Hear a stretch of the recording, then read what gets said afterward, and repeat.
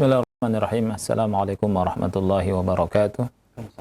Innal hamdalillah nahmaduhu wa nasta'inuhu wa nastaghfiruh wa na'udzu billahi min shururi anfusina wa min sayyiati a'malina. May yahdihillahu fala mudilla lahu wa may yudlil fala hadiya lahu. Ashhadu an la ilaha illallah wahdahu la syarika lah wa ashhadu anna Muhammadan abduhu wa rasuluh. يا أيها الذين آمنوا اتقوا الله حق تقاته ولا تموتن إلا وأنتم مسلمون يا أيها الناس اتقوا ربكم الذي خلقكم من نفس واحدة وخلق منها زوجها وبث منهما رجالا كثيرا ونساء واتقوا الله الذي تساءلون به والأرحام إن الله كان عليكم رقيبا يا أيها الذين آمنوا اتقوا الله وقولوا قولا سديدا يصلح لكم أعمالكم ويغفر لكم ذنوبكم ومن يطع الله ورسوله فقد فاز فوزا عظيما أما بعد فإن أصدق الحديث كتاب الله وخير الهدي هدي محمد صلى الله عليه وسلم وشر الأمور محدثاتها فإن كل محدثة بدعة وكل بدعة ضلالة وكل ضلالة في النار. أحبتي في الله, ikhwani wa akhwati fillah rahimani wa rahimakumullah. Pada kesempatan yang mulia ini kita akan membahas tafsir surat Ali Imran ayat yang ke-32. Allah Subhanahu wa taala berfirman, "Qul atii'u Allah war rasul fa in tawallaw fa inna Allah la yuhibbul kafirin." Qul, artinya katakanlah, atii'u Allah war rasul, taatlah kalian kepada Allah dan Rasul. Fa in tawallaw, dan jika kalian berpaling, fa inna Allah la yuhibbul kafirin, maka sesungguhnya Allah tidak mencintai orang-orang yang kafir. Ikhwati fillah rahimani wa rahimakumullah. Di sini Allah Subhanahu wa taala memerintahkan kepada Rasul kita sallallahu alaihi wasallam dengan firman-Nya, "Qul," katakanlah wahai Muhammad, atii'u Allah war rasul, taatlah kalian kepada Allah dan Rasul. Apa yang dimaksud dengan taat? Taat adalah ibaratun anil inqiyadi wal muwafaqati sawa'un kanat fi fi'lin aw fi tarkin. Jadi ta'ah adalah sebuah ungkapan tentang ketundukan dan muwafaqah, persetujuan, baik itu berupa perbuatan atau meninggalkan sesuatu, melakukan sesuatu, yakni fi'il, atau tark. Ini tark ini meninggalkan sesuatu. Fa in kanat amran fatta'atu fi'lu al-ma'muri bihi wa in kanat nahyan fatta'atu ijtinabu al-manhi anhu. Kalau berupa perintah, maka ketaatannya adalah melaksanakan apa yang diperintahkan tersebut. Dan apabila berupa larangan, maka ketaatannya adalah dengan cara menjauhi larangan tersebut atau menjauhi hal yang dilarang tersebut. Ikhwati fillah rahimani wa rahimakumullah. Allah Subhanahu wa taala berfirman di sini, atii'ullaha war rasul. Taatilah Allah dan Rasul. Ya. Jadi waw di sini kata Syekh Muhammad ata bil wawi ad-dallati 'ala at-tasyrik. Jadi atiullaha wa dan Rasul. Taatilah Allah dan Rasul. Fungsinya untuk tasyrik. Ya, karena apa? Karena ta'ata ar-rasul fima ya'muru bihi min asy-syari'ati min ta'atillah. Mentaati Rasul dari apa yang diperintahkan olehnya dari syariat, maka ini merupakan bentuk ketaatan kepada Allah. Ya. Adapun tentang yang tidak berhubungan dengan syariat, fala syak, maka tidak diragukan lagi bahwa manusia yang punya hak terbesar ya atas kita adalah beliau sallallahu alaihi wasallam. Akan tetapi Rasul terkadang memberikan isyarat tentang sesuatu atau terkadang memberikan syafaat tentang sesuatu yang tidak harus ditaati dalam syafaat tersebut, sebagaimana dalam kisah Barirah yang sudah kita bahas ya. Yani Barirah ketika Nabi Muhammad SAW memberikan syafaat untuk suaminya agar kembali kepada suaminya, Barirah mengatakan tidak mau ya. Sebelumnya Barirah bertanya, apakah ini perintah? Kalau perintah ini sama'an wa ta'atan, yani mendengar dan taat. Tapi ini merupakan hanya syafaat semata, anjuran. Oleh karena itu, Barirah memilih tidak kembali kepada suaminya. Nah, mentaati Rasul sallallahu alaihi wasallam dalam hal yang Rasul perintahkan berupa syariat, ini sama halnya dengan mentaati Allah Subhanahu wa taala. Ikhwati fillah, kemudian Allah berfirman, fa in tawallaw fa innallaha la yuhibbul kafirin.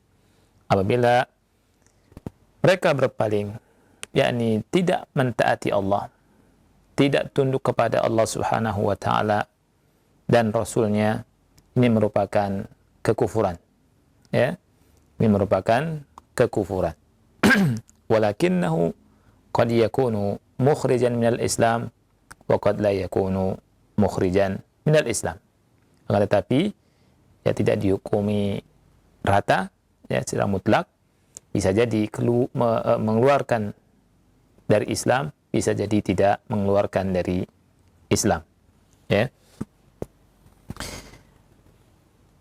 Fa in kana kufran mutlaqan bi kulli ma umiru bihi fa huwa kufrun mukhrijun anil Islam, wa in kana kufran muqayyadan bi ba'dil awamiri fahuwa kufrun duna kufrin la yakhruju minal Islam.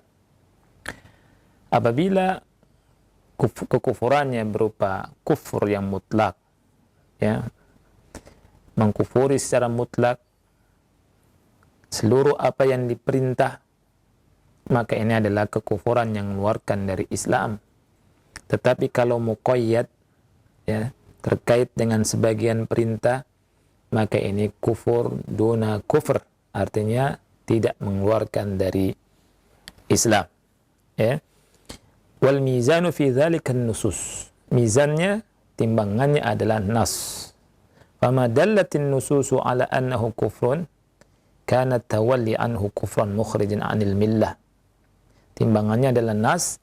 Jika nas yang menunjukkan bahwa itu merupakan kekafiran, maka keberpalingannya itu merupakan kekafiran yang mengeluarkan dari agama Islam.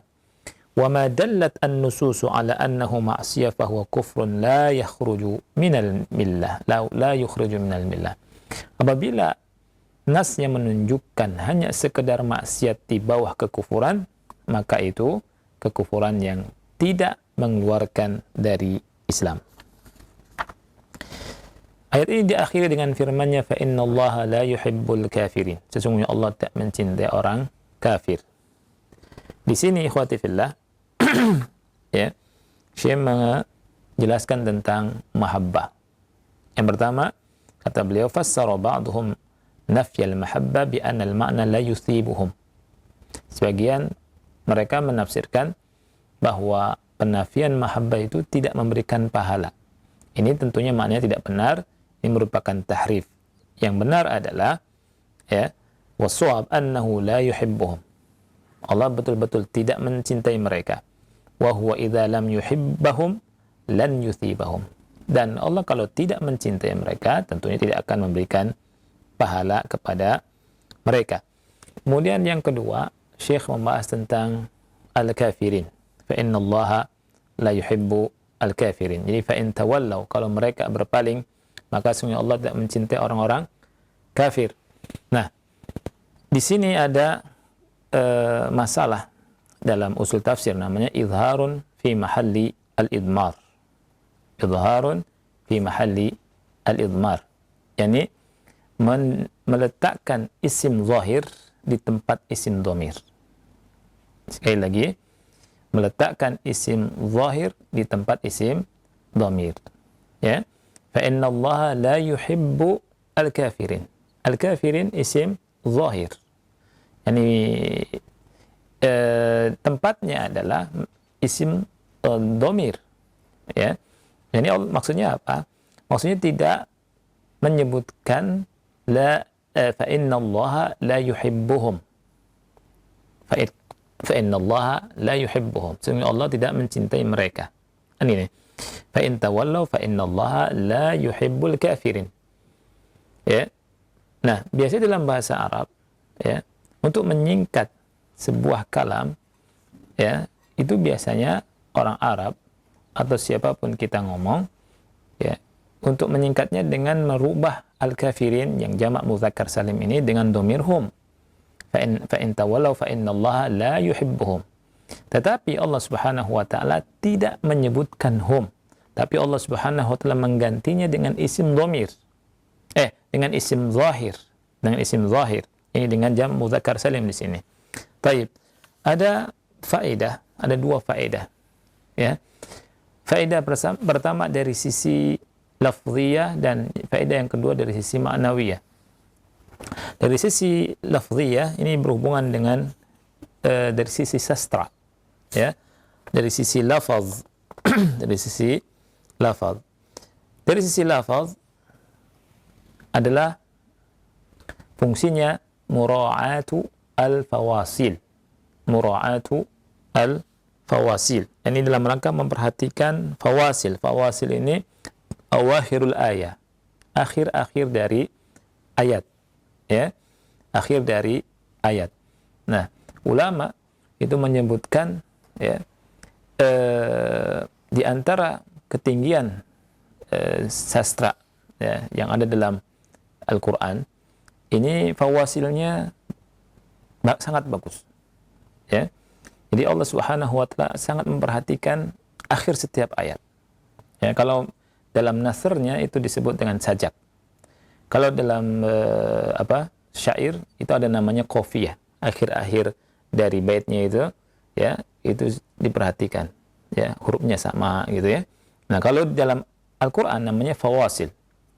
Namanya fawasil. Fawasil ini kata At-Thahir bin Ashur, ya, harus sama atau mirip. Akhir-akhir itu sama atau mirip.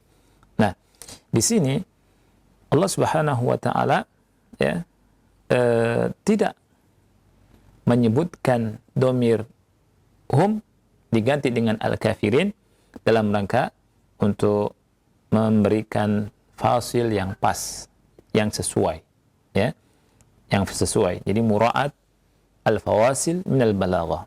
Ini memperhatikan fawasil ini masuk ke dalam balaghah. Seperti contohnya, kalau antum perhatikan, Syekh Utsaimin memberikan contoh di sini surat Thaha ayat 70. Qalu amanna bi rabbi Haruna wa Musa. Ya. Nah, di ayat yang lain Nabi Musa didahulukan. Qalu amanna, ya, di sini bi rabbi Haruna wa Musa. Di ayat yang lain Musa dulu baru Harun. Dan tidak dilakukan lagi bahwa Musa afdal, lebih utama dari Harun dan lebih berat untuk didahulukan. Akan tetapi di surat Thaha ayat 70 Harun didahulukan daripada Musa, penyebutannya di surat Thaha ini karena apa? Di antara alasannya adalah mura'at al-fawasil, memperhatikan fawasil akhir ayat. Dan tidak dilakukan lagi bahwa Al-Quran kita dari sisi balaghahnya sangat tinggi sekali, ya. Nah, kalau antum perhatikan di ayat sebelumnya di surat Ali Imran ayat yang ke-31, Allah Subhanahu wa taala berfirman, ya, qul in kuntum tuhibbunallaha fattabi'uni yuhibbukumullahu wa yaghfir lakum dzunubakum wallahu ghafurur rahim, ya. Kemudian di ayat ini qul atii'ullaha war rasul fa in tawallaw fa innallaha la yuhibbul kafirin, ya. Nah, jadi seimbang, ya. Tidak kalau diganti dengan hum, maka tidak seimbang. Fa in tawallaw fa innallaha la yuhibbuhum, misalkan. Nah, ini tidak seimbang, ya. Juga di ayat selanjutnya, innallaha astafa Adam wa Nuha wa ala Ibrahim wa ala Imran 'alal 'alamin. Ya. Di fawasilnya itu enak sekali. Apalagi kalau misalkan dibaca dengan tartil. Ini lebih nikmat kita baca dan lebih meresap di hati dan enak sekali dari sisi fawasilnya. Ya. Begitu juga ketika surat Toha itu diakhir dengan, kalau dari sisi tajwidnya 2 harakat dari firman Allah Subhanahu wa taala, qalu ya Musa imma an tulqiya wa imma an nakun awwalu man alqa. Ya.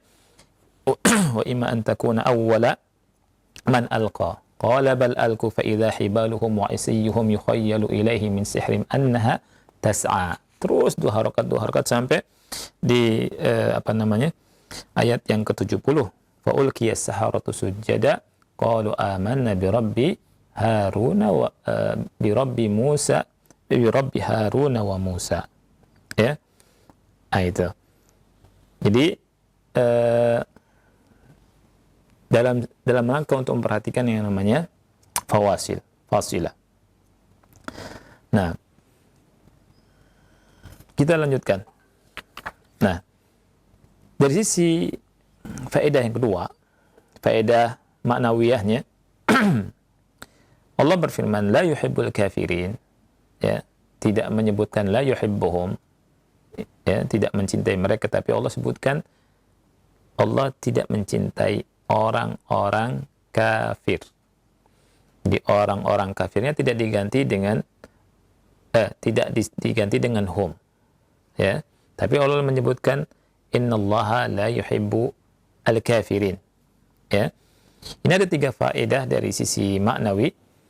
Yang pertama adalah at-tasjil ala haula'i bil kufar. Jadi menghukum mereka dengan kekafiran. Jadi orang-orang yang berpaling itu hukumnya kafir. Gitu ya. Ini. Kalau seandainya Allah berfirman fa innahu la yuhibbuhum, ya.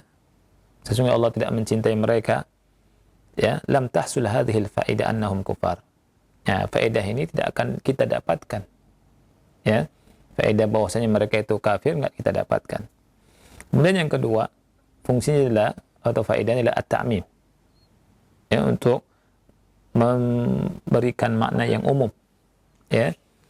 Bihaitsu takunu mahabbatullahi muntafiyatan an kulli kafir. Di mana kecintaan Allah itu ternafikan dari semua orang kafir.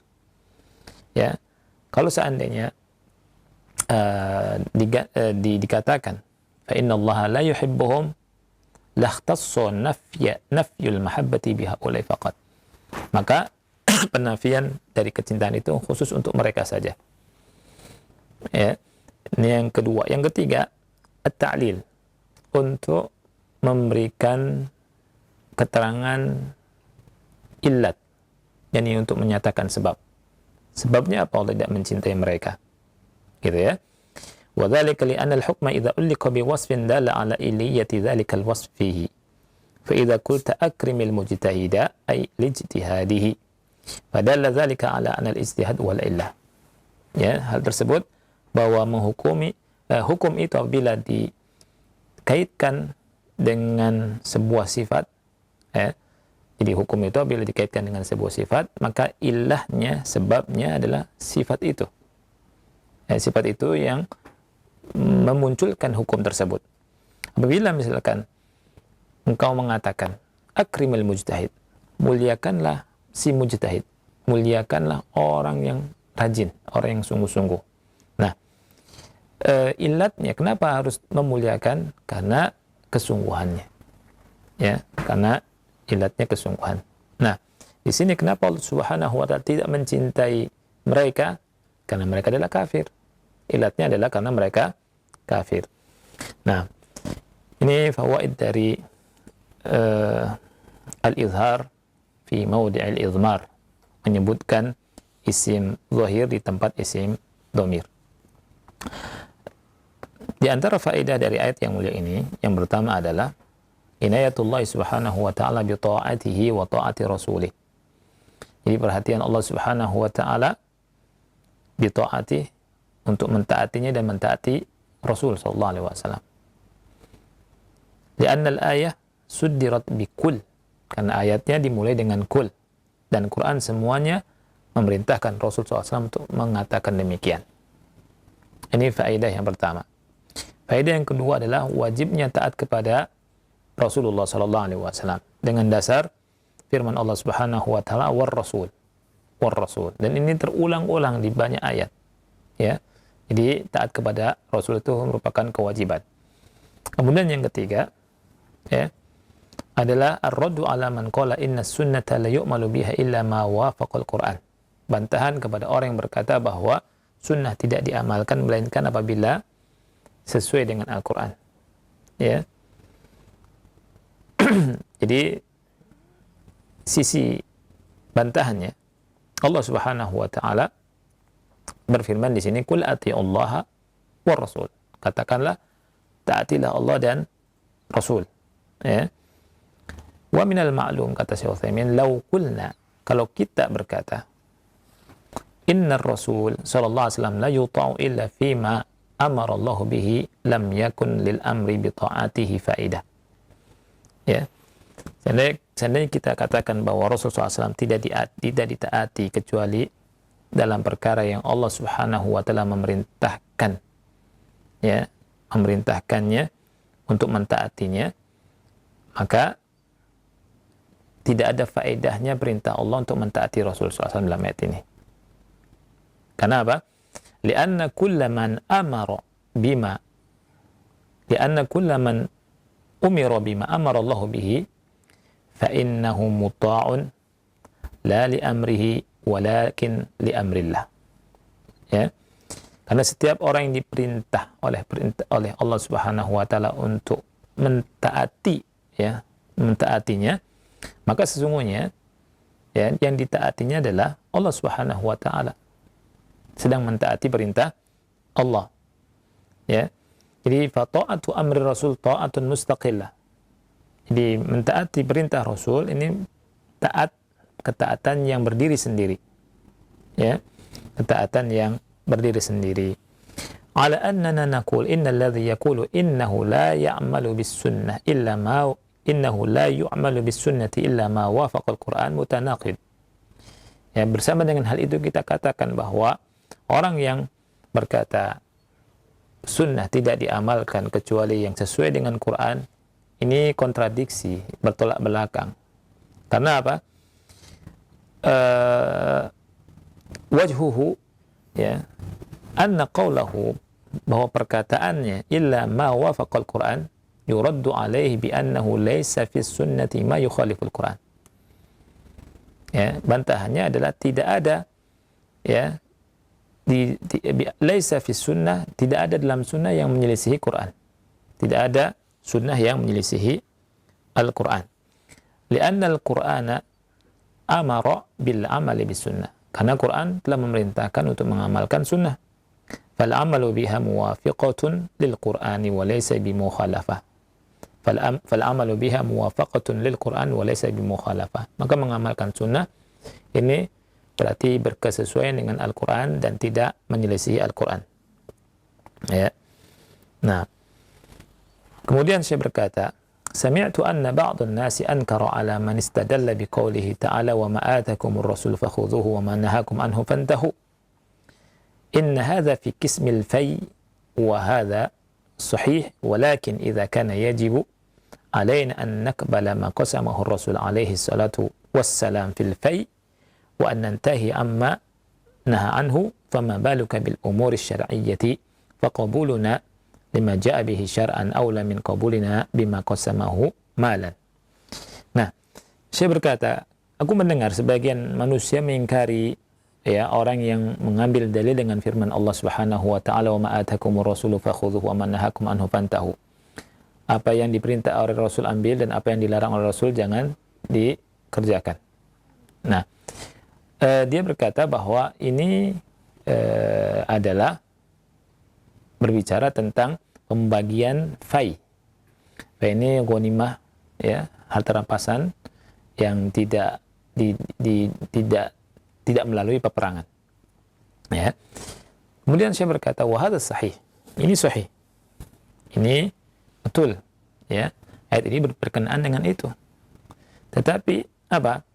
Tetapi jika diwajibkan bagi kita untuk menerima apa yang telah dibagi oleh Rasul Shallallahu Alaihi Wasallam dalam masalah fai, ya, dalam masalah fai, dan kita tidak boleh menyelisihi apa yang dilarang, ya, maka begitu juga perkara-perkara syar'i, maka menerima perkara syar'i yang datang dari Rasul Shallallahu Alaihi Wasallam lebih utama dari sekedar menerima harta pembagian Rasul Shallallahu Alaihi Wasallam.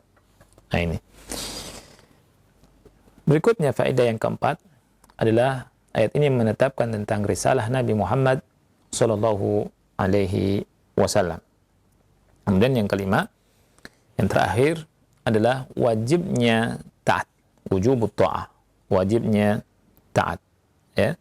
Jadi ketaatan itu wajib secara mutlak, taat kepada Allah dan Rasulnya Sallallahu Alaihi Wasallam. Dengan dasar firman Allah Ta'ala, fa in tawallaw fa inna Allah la yuhibbul kafirin. Kalau mereka berpaling, maka Allah tidak mencintai orang-orang yang kafir. Ada pembahasan yang sangat bagus sekali, saya akan bacakan ikhwati fillah di sini. Wa'lam anna tarka, kata Syekh Utsaimin, ya, ketahuilah bahwa meninggalkan imtithal at-ta'ah, artinya ketahuilah bahwa tidak melaksanakan ketaatan, ya, in kana sababuhu karahata ma ja'a bihi Rasul alaihi salatu wasallam fa hadha kufrun mukhrijun 'anil millah. Saya ulangi, ya, ketahuilah bahwa tidak melaksanakan ketaatan, ya, apabila sebabnya adalah membenci apa yang dibawa oleh Rasul alaihi salatu wasalam, maka ini merupakan bentuk kekufuran yang mengeluarkan dari Islam. Dengan dasar surat Muhammad ayat 9, Allah berfirman, "Dzalika bi annahum karihu ma anzalallahu fa ahbata a'malahum." Yang demikian itu karena mereka membenci apa yang Allah turunkan, maka Allah menggugurkan amal mereka. Kemudian saya berkata, wa in kana takasulan wa karahatan li hadzal amali nafsihi la li anna ar-rasula ja'a bihi fa hadza la yukhriju minal millah. Tetapi kalau sebabnya karena malas dan membenci amalan ini, hanya membenci amalan ini, tidak suka, maksudnya, ya, tidak suka atau kurang suka dengan amalan ini semata, bukan karena amalan ini bawa sama Rasul, maka ini tidak mengeluarkan dari Islam. Wa hadhihi mas'alatun yajibu at-tafattunu laha wat-tanabbuh. Perkara ini harus dipahami. Lianna ba'dhan nasi idza ra'a anna syakhsan kariha fulanan litatbiqihi sunnah qala hadza kariha ma anzala Allah fa hadza kafir. Karena sebagian manusia kalau melihat seseorang yang membenci si fulan, membenci seseorang, ya, karena dia mempraktekkan sunnah, ya, kemudian dia berkata orang ini membenci apa yang Allah turunkan, maka orang ini kafir. Wa hadza khata'un 'azim. Ini merupakan kesalahan yang besar, ya. Wal kufru laysa naqdan sahlan tu'tihi man syi'ta wa tamna'uhu man amman syi'ta. Wal kufru amruhu sa'bun jiddan. Jadi kekafiran itu, ya, bukan seperti duit yang antum berikan dengan mudah kepada seseorang yang antum mau, atau antum tidak mau memberikan kepada seseorang yang antum tidak mau, ya. Tentang kekufuran ini perkaranya sangat sulit, sangat sulit. La yajuzu an nukaffira illa man tayaqqanna annahu sadaqa alaihi annahu kafir. Tidak boleh kita mengkafirkan kecuali orang yang sudah kita yakini kebenarannya bahwa dia itu kafir, ya. ولهذا ربما يكره الإنسان هذا العمل من شخص ولا يكرهه من شخص آخر. Oleh karena ini mungkin seseorang membenci amalan tertentu dari seseorang tetapi tidak membenci dari orang lain, ya. Idzan huwa la yakrahul amal li'annahu sunnah. Kalau begitu dia tidak tidak membenci amalan karena kesunahannya. Lakin qad yakrahu hadzal rajul an nafsahu li'annahu amila bihi, tetapi membenci orang ini yang melakukannya. Law anna ahadan minan nas al-mawthuqin 'inda al-'ama fa'ala hadzal fi'la lawajadtahum ya'khuduna bihi. Kalau ada seseorang dari kalangan manusia yang mawthuq, yang thiqah, ya, yang dipercaya oleh manusia secara umum melakukan hal tersebut, niscaya mereka mengambilnya, ya, alal aqal, atau minimalnya tidak mengingkarinya. Tetapi kalau dilakukan oleh seseorang yang tidak dipercaya, tidak thiqah, ya, mereka mengkritisinya dan membencinya, ya. Jadi harus dibedakan. Jadi walaupun tidak boleh membenci orang, ya, tetapi ini hukum. Hukum tidak boleh kita langsung mengkafirkan orang. Harus dengan ilmu dan betul-betul sangat teliti. Nabi SAW bersabda, وَمَنْ دَعَ رَجُلًا بِالْكُفْرِ أَوْ قَالَ يَعْدُوَ اللَّهِ وَلَيْسَ كَذَلِكَ إِلَّا حَارَ عَلَيْهِ. Barang siapa yang memanggil seseorang dengan kekafiran atau berkata kepada saudaranya, ya aduwallah, wahai musuh Allah, dan dia tidak berhak mendapatkan cap itu, maka akan kembali kepadanya. Jadi ini yang harus kita jaga, yang harus kita ketahui. Kullu hadza min ajli himayati adyanin nas. Semua hal ini semuanya untuk menjaga agamanya manusia. Fa idza kana syar'u yahmi a'rada an-nasi bi anna man qadhafa syakhsan wajaba 'alaihi al-hadd 80 jaldah fa adyanun nasi hamaha aydan. Apabila syariat menjaga kehormatan manusia, bahwasanya orang yang menuduh seseorang tanpa bukti, maka wajib baginya untuk dia dijalad, direjam, ya. Dijalad maksudnya dicambuk, bukan direjam, ya, dicambuk 80 kali cambukan. Maka agama manusia ini juga dijaga oleh Allah, ya. Fal wajibu alla natasarra'a fi hadhihi al-umur. Maka wajib bagi kita untuk tidak bergampang-gampang terburu-buru dalam perkara ini. Maksudnya tidak boleh bermudah-mudah, tergesa-gesa, terburu-buru mengkafirkan orang. Wa an na'lama anna al-amra 'azim, dan hendaknya kita tahu bahwa perkaranya besar, ya. Wa yasau kama dalla 'alaihi syar'ullah 'azza wa jalla, faman kaffarahu Allah wa rasuluhu fakaffirhu. Jadi kita kembali kepada apa? Kepada syariat Allah Subhanahu wa taala. Barang siapa yang dikafirkan oleh Allah dan Rasulnya, maka kafirkanlah dia. Wa ma'a dzalika idza ja'a nassun, ya, bersama dengan hal itu apabila datang sebuah nas, ya, datang sebuah nas yang berkata man fa'ala kadza fa huwa kafir falanutabbiq hadzal hukm ala kulli man fa'alahu bi'ainihi, ya. Jadi perhatikan, apabila ada nas, ya, nasnya berbunyi barang siapa yang melakukan hal ini maka kafir, kita tidak boleh mempraktekkan hukum ini kepada setiap orang yang melakukan perbuatan tersebut secara ta'yin, ya, secara ta'yin. Kama annana la nashhadu bil jannati likulli mu'minin bi'ainihi illa liman syahida lahu Rasul sallallahu alaihi wasallam. Sebagaimana kita tidak mempersaksikan surga bagi setiap mukmin dengan ta'yin. Ta'yin ini fulan surga nih, ahli jannah. Ini kita nggak boleh, ya.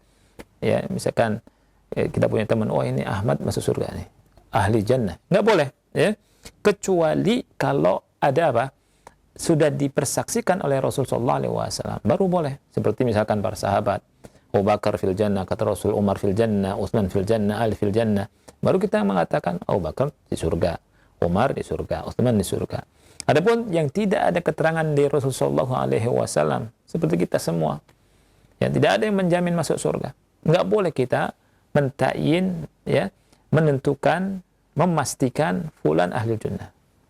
Wah, kalau dia dah ahli surga dah, ini nggak boleh, ya. Ini tidak boleh. Fakadzalika ahkamul kufri ka ahkamil imani tamaman. Demikian pula bahwa hukum-hukum kekafiran seperti hukum-hukum keimanan, ya. Wa'lam annaka idza hakamta alaihi bil kufri, ketahuilah jika engkau menghukumi dia dengan kekafiran, menghukumi seseorang dengan kekafiran, faqad abahta damahu wa malah. Berarti kau telah halalkan darahnya dan hartanya. Wa harramtahul jannata, kau telah haramkan atasnya surga. Wa aujabta lahun nar, dan kau telah menentukan dia masuk neraka. Wa aujabta faskha nikahi zaujatihi minhu, dan kau telah mengatakan pernikahan dengan istrinya fasakh, hukumnya difasakh, artinya dipisah, otomatis pisah, karena tidak mungkin lagi seorang istri ya bersama orang kafir, ya.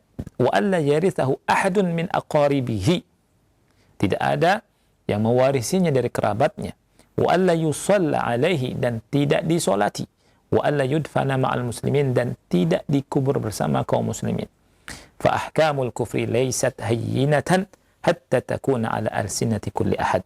Jadi hukum-hukum tentang kekufuran, pengkafiran tidak mudah, tidak ringan, ya, sehingga bisa dikatakan oleh setiap orang, ya.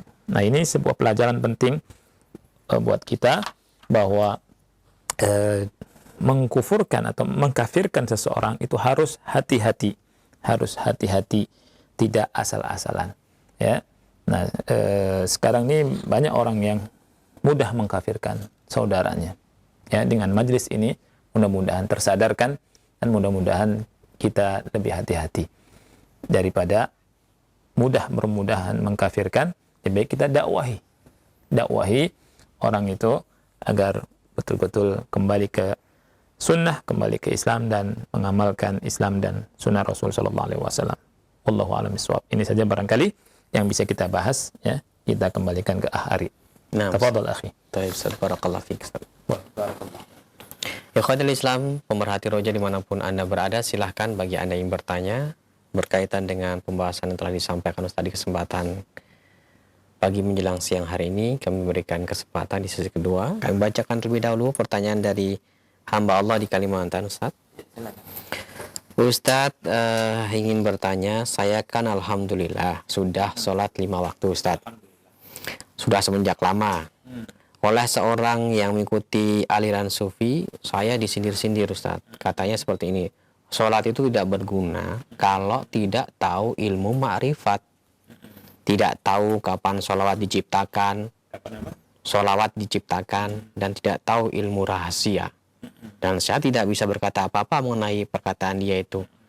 Pertanyaan saya lalu, ibadah saya selama ini bagaimana, Ustaz? Alhamdulillah wassalatu wassalamu ala Rasulillah wa ala alihi wa ashabihi wa man wala ba'd. Jadi ibu siapa, saya nggak tahu ibu atau bapak, ya. Hamba Allah, ya, yang bertanya. Baik. Jawabannya adalah tidak usah menggubris perkataannya, ya. Karena perkataannya menyimpang tentunya dari Al-Quran dan Sunnah. Kita harus memegang Quran dan Sunnah. Nabi SAW kan bersabda, taraktu fikum amrain lan tadillu ma in tamassaktum bihima kitaballah wa sunnati. Aku tinggalkan kepada kalian 2 perkara. Selama kalian memegang 2 perkara ini, kalian tidak akan tersesat selama-lamanya. Ini kitab Allah dan sunnahku. Jadi nggak usah menggubris perkataan orang tersebut, ya. Pembagian ini itulah, semua pembagian dan perkataan yang menyimpang dari Quran dan Sunnah, maka tidak usah kita layani, tidak usah gubris, tidak usah kita pusingkan.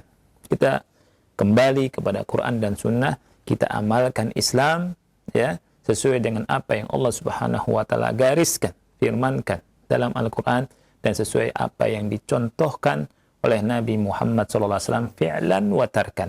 Yang dicontoh oleh Rasul kita kerjakan, yang ditinggal, yang tidak dicontohkan sama Rasul SAW kita tinggalkan, tidak boleh kita melakukannya. Yani, kita beramal dan kita berdoa kepada Allah Subhanahu wa taala agar amal kita diterima oleh Allah Subhanahu wa taala. Jadi enggak usah mikirin itu salah, itu keliru, ya. Wallahu a'lam. Barakallahu Ustaz. Wa fiik barakallah. Pertanyaan berikutnya, Assalamualaikum warahmatullahi wabarakatuh, Ustaz, dari pendengar Radio Roja.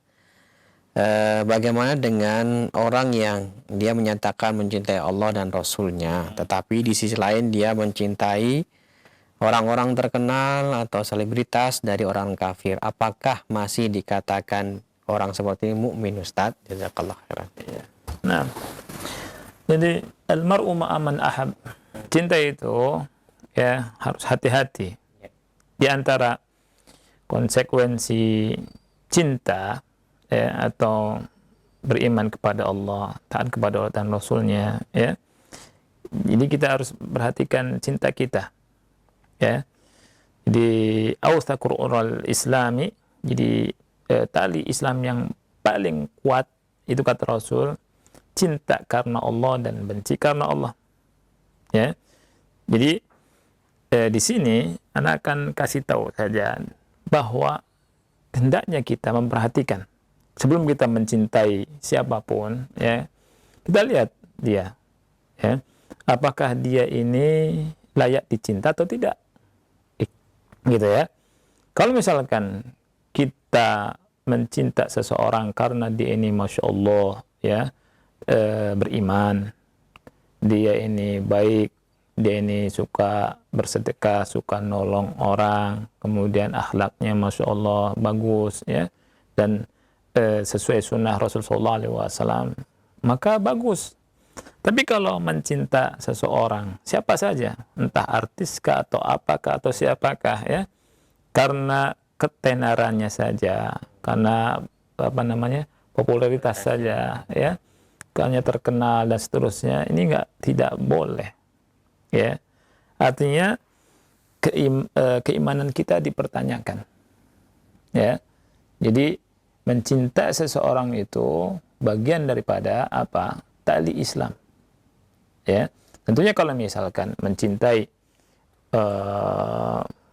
ada orang ya mencintai siapa tuh, pemain bola, sepak bola gitu ya, sampai dia lupa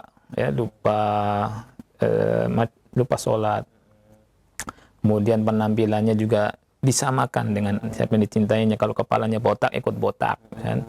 Kalau botak sebelah, ikut botak sebelah. Ini mengerikan sekali ya, ini mengerikan sekali. Jadi Anda ingatkan dengan sabda Rasul SAW, almar'u ma'aman ahbab, man ahab, seseorang bersama siapa yang dia cintai. Jangan sampai kita salah mencinta ya, jangan sampai kita salah mencinta. Tetapi kalau apakah dia kafir, nah tadi pembahasannya, kita tidak mudah mengkafirkan orang ya. Nah itu butuh apa namanya, butuh diteliti lagi ya. Jadi tidak bisa kita karena ada orang cinta sama misalkan fulan ya, kemudian kita kafir nih, nggak bisa. Mencintai pemain bola, sepak bola, kafir, langsung kafir. Nah, kita hati-hati, tidak boleh ya. Ini sudah tadi kita bahas kan. Nah, satu lagi ya, Kami bacakan dari pesan singkat Ustaz. Taib. Assalamualaikum warahmatullahi wabarakatuh Ustaz, dari Ummu Safia di Solok, Sumatera Barat. Iya. Ana mau bertanya Ustadz, ketika seseorang tidak bertegur sapa dengan saudara kandungnya lebih dari setahun karena suatu permasalahan keluarga Ustadz, Iya. bagaimana dengan amal ibadah orang tersebut Ustadz? Apakah masih diterima oleh Allah atau bagaimana Ustadz? Mohon penjelasan nasihatnya.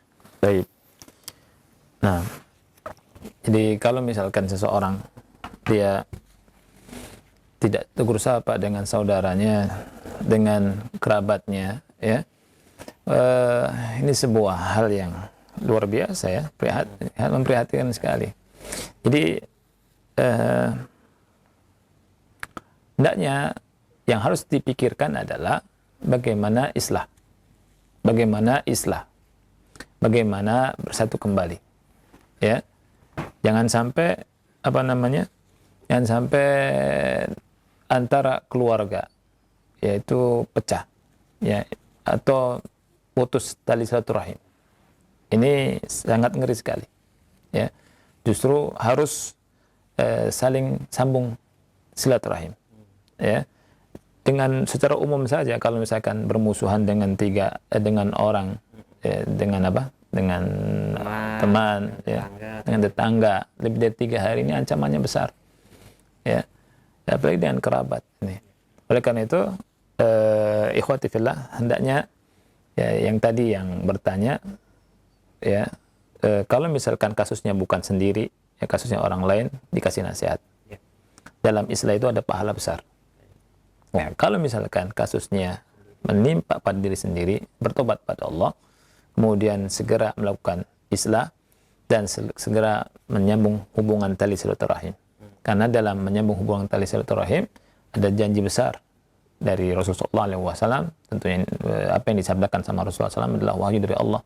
Ya, jadi bisa lapangnya rezekinya dan dipanjangkan umurnya.